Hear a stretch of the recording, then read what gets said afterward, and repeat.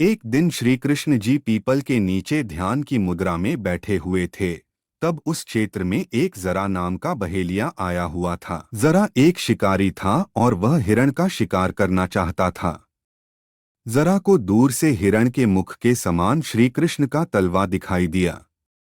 बहेलिये ने बिना कोई विचार किए वहीं से एक तीर छोड़ दिया, जो कि श्री कृष्ण के तलवे में जाकर लगा। जब वह पास गया तो उसने देखा कि श्री कृष्ण के पैरों में उसने तीर मार दिया है। इसके बाद उसे बहुत पश्चाताप हुआ और वह क्षमायाचना करने लगा।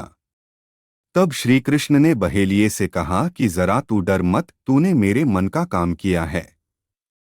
अब तू मेरी आज्ञा से स्वर्गलोक प्राप्त करेगा। बहेलिये के जाने के बाद वहां श्री कृष्ण का सारथी दारुक पहुंच गया।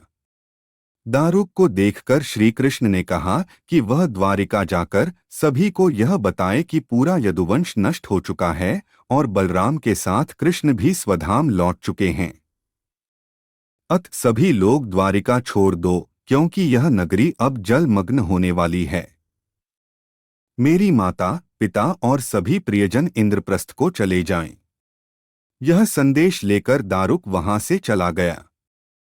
इसके बाद उस क्षेत्र में सभी देवता और स्वर्ग की अप्सराएं, यक्ष, किन्नर, गंधर्व आदि आए और उन्होंने श्री कृष्ण की आराधना की।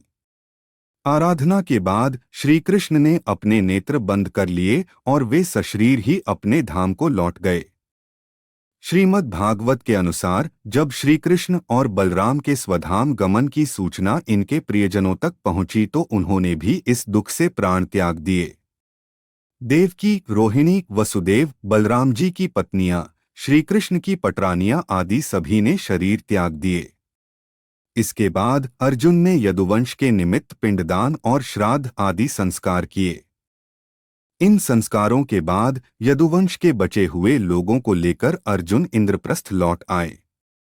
इसके बाद श्री कृष्ण के निवास स्थान को छोड़कर शेष द्वारिका समुद्र में डूब गई।